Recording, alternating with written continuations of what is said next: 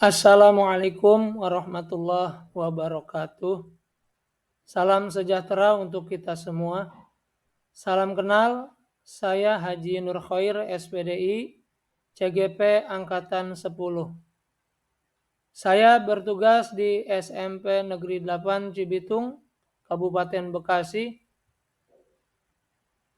Saya akan mencoba memaparkan koneksi antar materi, kesimpulan, dan refleksi modul 1.1. Sebelumnya salam hormat untuk fasilitator Ibu Reni Hermayati SPD MSI dan salam hormat untuk pengajar praktik Ibu Sri Puji Lestari SPD.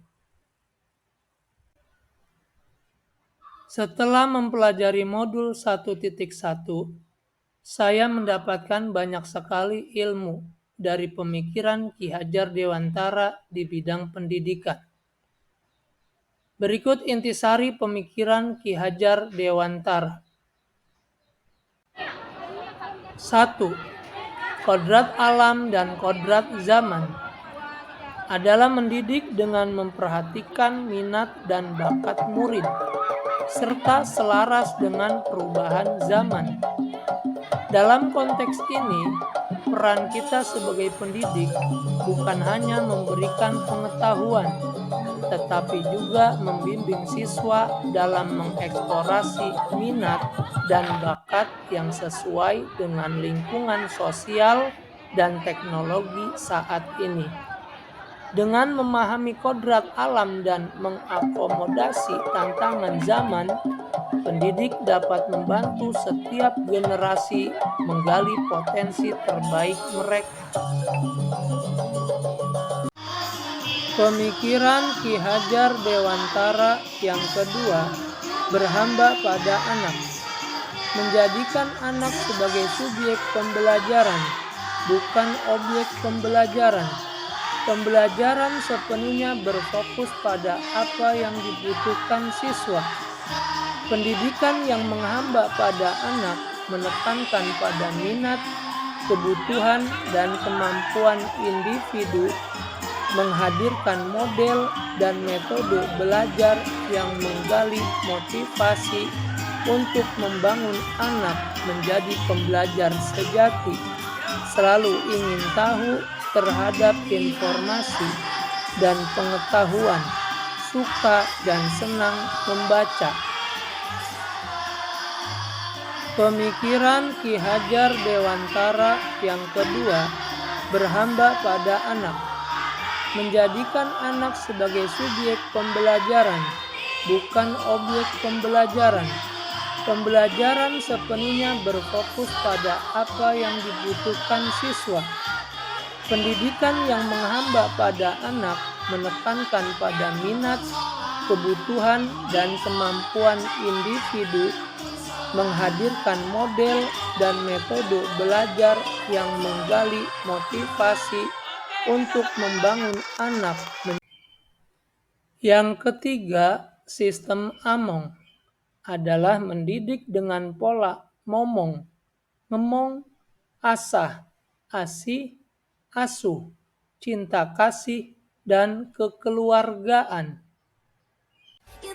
Pemikiran Ki Hajar Dewantara yang keempat, bermain adalah kodrat anak, adalah mendidik dengan metode kesenian, permainan, ice breaking, outbound yang menyenangkan sesuai kodrat anak. Kodrat anak tentang bermain adalah sama dengan belajar. Bermain berarti pula sebagai kegiatan belajar. Banyak alat permainan yang dapat dijadikan sarana untuk membantu proses pendidikan anak. Alat permainan juga mendukung keberpihakan pada anak dalam pendidikan. Yang kelima, budi pekerti. Budi pekerti, watak atau karakter merupakan hasil dari bersatunya gerak pikiran, perasaan, dan kehendak atau kemauan sehingga menimbulkan tenaga. Agar anak didik memiliki budi pekerti yang baik, tentunya harus ada contoh yang baik dari kita yang secara terus-menerus kita lakukan. Yang kelima, budi pekerti. Budi pekerti, watak atau karakter merupakan hasil dari bersatunya gerak pikiran, perasaan, dan kehendak atau kemauan sehingga menimbulkan tenaga. Agar anak didik memiliki budi pekerti yang baik. 6. Trikon. Trikon adalah gagasan Ki Hajar Dewantara untuk merdeka belajar yang terdiri dari 3 konsep, yaitu kontinuitas, konvergensi, dan konsentris. Kontinuitas yaitu melestarikan, konvergensi yaitu menerima, dan konsentris yaitu memadukan. Yang ketujuh, pemikiran Ki Hajar Dewantara yaitu trilogi. Di dalam modul 1.1 kita dikenalkan dengan istilah ing ngarso sung tulodo ing madyo mangun karso tut wuri handayani. Artinya, kita sebagai pendidik di depan harus menjadi tauladan, di tengah harus menjadi penyemangat, di belakang harus bisa menjadi pendorong atau menjadi motivator bagi anak didik kita. 8. Tri Pusat Pendidikan. Ki Hajar Dewantara mengatakan bahwa ada 3 pusat pendidikan yang sangat mempengaruhi anak didik. Yang pertama, alam keluarga, yaitu lingkungan keluarga. Yang kedua, alam perguruan, yaitu lingkungan sekolah. Dan yang ketiga, alam pergerakan pemuda, yaitu lingkungan masyarakat. Selanjutnya, saya akan merefleksikan pengetahuan dan pengalaman baru setelah mempelajari modul 1.1. 1. Apa yang Anda percaya tentang murid dan pembelajaran di kelas sebelum Anda mempelajari modul 1.1? Yang saya percayai tentang murid dan pembelajaran di kelas sebelum saya mempelajari modul 1.1, yang pertama, saya beranggapan anak terlahir bagaikan kertas kosong yang belum ada coretan. Yang kedua, awalnya saya berpikir guru adalah pusat pendidikan. Yang ketiga, saya sering berkata pada anak didik untuk duduk, diam, dan dengarkan. Yang keempat, kegiatan belajar lebih sering dilakukan di dalam kelas. Dan terakhir, siswa harus mengerjakan tugasnya di buku tulis. 2. Apa yang berubah dari pemikiran atau perilaku Anda setelah mempelajari modul ini?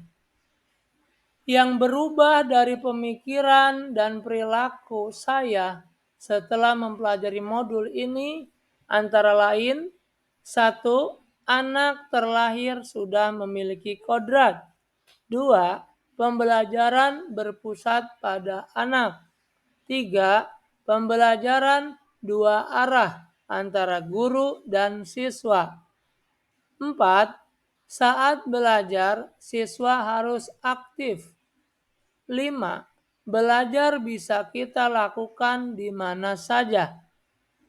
6. Tugas siswa tidak harus di buku. Terakhir, apa yang dapat segera Anda terapkan lebih baik agar kelas Anda mencerminkan pemikiran Ki Hajar Dewantara?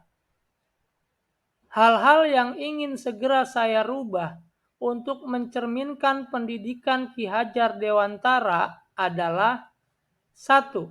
Saya akan memberi kebebasan pada anak untuk memilih kegiatan dalam belajar sesuai dengan minat dan kebutuhan anak. 2. Saya tidak akan memaksa anak untuk mengerjakan suatu kegiatan sampai selesai dan baru bisa menilainya, karena bisa dilihat dari prosesnya, bukan hasilnya. 3. Kegiatan pembelajaran yang saya lakukan lebih banyak mendorong anak untuk berpikir kritis, kreatif, dengan membangun semangat dan memberi kalimat-kalimat pemantik sehingga pembelajaran lebih berpusat pada anak. 4. Perkataan-perkataan yang saya berikan pada anak lebih banyak yang membangun semangat, tidak mendoktrin dan menghukumi anak. 5. Selain itu, saya juga akan mencoba melakukan kegiatan pembelajaran dengan menggunakan berbagai macam platform pembelajaran yang sesuai. Dan terakhir, untuk menciptakan suasana pembelajaran yang menarik, inovatif, saya menyiapkan kegiatan pembelajaran yang beragam dengan beberapa ragam main. Selain itu juga, terkadang kami melakukan kegiatan pembelajaran di luar kelas. Anak-anak saya ajak belajar sambil bermain di luar kelas agar tercipta suasana baru dan bisa membangun semangat belajar anak serta bisa lebih mengenal lingkungan sekitar. Karena pada dasarnya guru adalah penuntun, maka saya sebagai guru hanya menuntun dan tidak menuntut.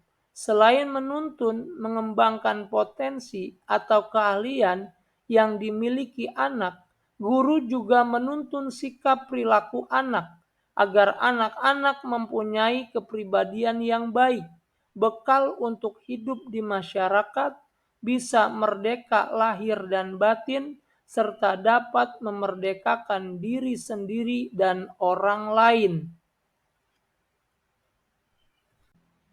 Terima kasih, semoga bermanfaat. Wassalamualaikum warahmatullahi wabarakatuh.